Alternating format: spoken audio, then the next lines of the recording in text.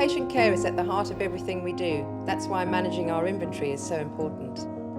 The ability to track and trace every medication, surgical instrument, implant and medical device means we can increase patient safety while saving money and delivering patient-level costing.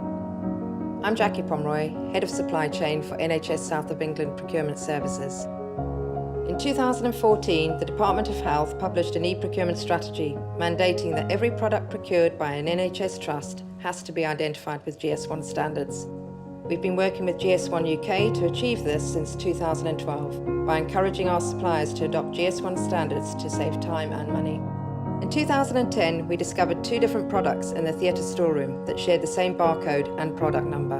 In cardiology, where we scanned products at their point of use, we discovered there were 13 different types of barcode. That was when we realised we had to do something.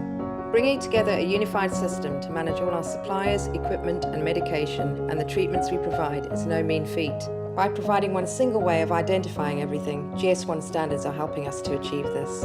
Our suppliers' deliveries and products are now increasingly identified using GS1 numbers. This helps enable complete visibility of our inventory across the trust. GS1 standards ensure that every person in every location is using the same language to describe our inventory.